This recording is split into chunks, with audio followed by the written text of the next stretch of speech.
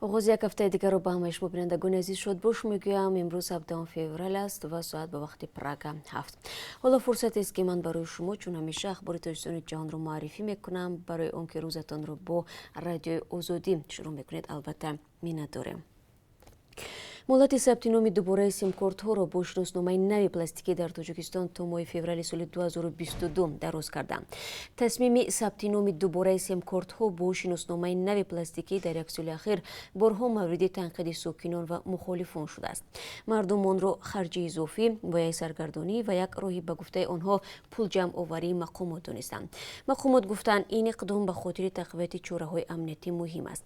бино ба иттилои вазорати корои дохилии Тоҷикистон, ҳоло дар ҷумҳурии наздики 7 миллион симкорт аст ки аз ин шумора танҳо ҳудуди 3 миллиони он бо шиносномаҳои пластикӣ сабти ном шуданд.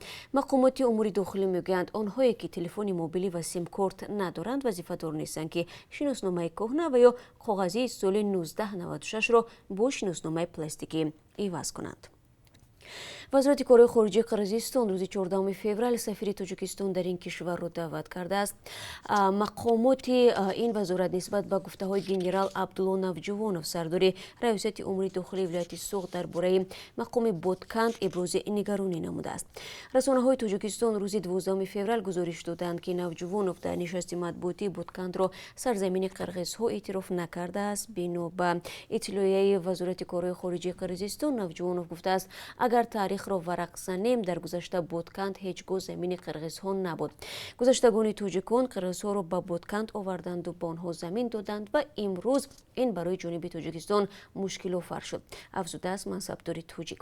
дар изҳороти ҷониби Қирғизистон омадааст раҳбари мақомоти қудратии вилояти Суғди Тоҷикистон ба таҳрифи таърих ва тақаллуби фактҳо машғул аст.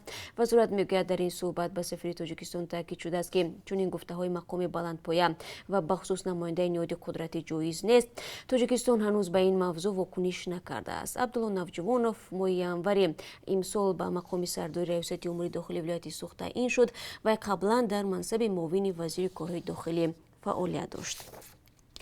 як созмони мухолифи ҳукумати Тоҷикистон дар хориҷа пуштибонии худро аз ҳизби социал-демократ ва номзадҳои он дар интихоботи парлумонии моҳи март эълон кард. гурӯҳи 24 бо нашри баёнияе аз аъзову намояндаҳо ва ҳаводоронаш хост ки нисбат ба интихобот ва номзадҳои ҳизби социал-демократи Тоҷикистон бетараф набошанд. фаъолияти гурӯҳи 24 6 сол боз дар Тоҷикистон мамнӯъст. масъулони созмон фаъолиятҳои худро сиёсӣ медонанд, аммо мақомоти тоҷик экстремистӣ эътироф карданд.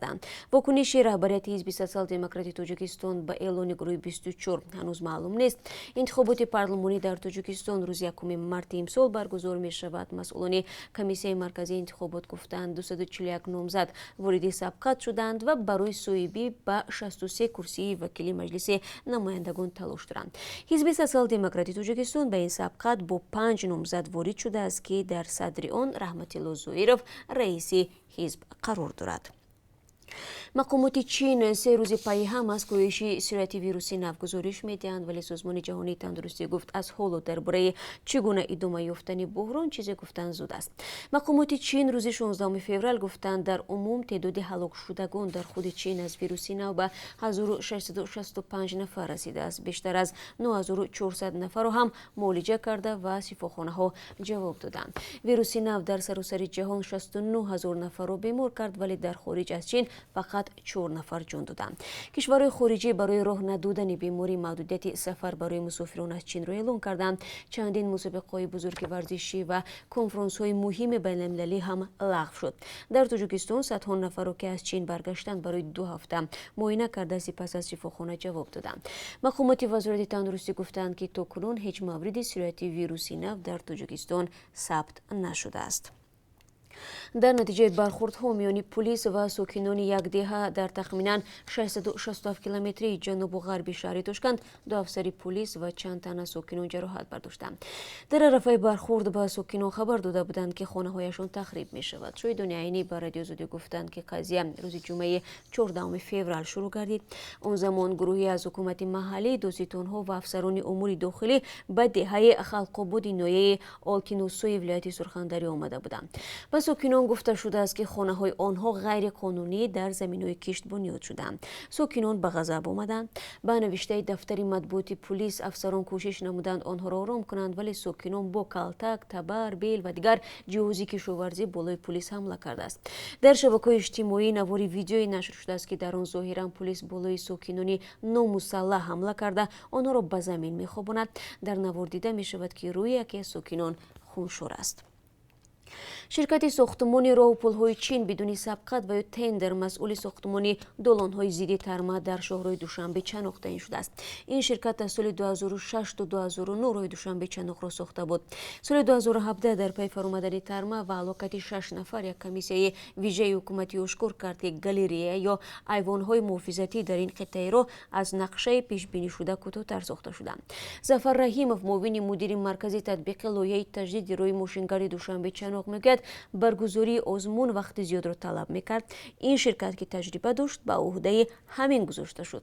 این در حالی است که به گفته متخصصان با هدف رقابت سالم و شفافیت باید میان شرکت ها آزمون برگزار شود. در چنین آزمون ها شرکت غالب دانسته می شود که با پول کم و صفت خوب طرح را یا خدماتی را اجرا کند.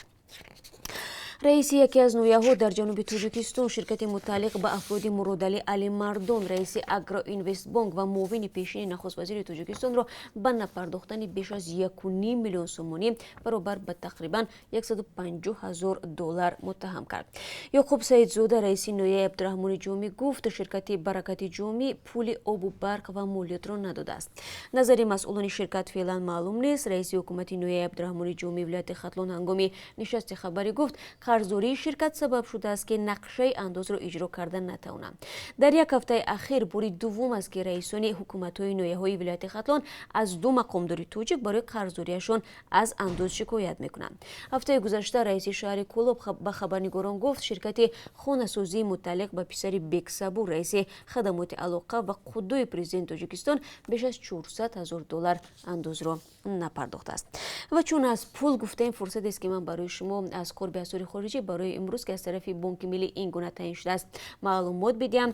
$1 9 سومانی و 69 درم است. 1 یورو 10 سومانی و 53 درم ارزش دارد. برای امروز 1000 روبل روسی 151 سومانی و 80 درم مقرر شده است. یعنی مثل هفته گذشته قرب به تغییر مانده است. سپاس میگم از همراهی بینندگان عزیز و من بازم در ادامه روز شما را با خبرهای تازه و گزارش‌های روز منتظر خواهم بود. روزتان با قرار باشد.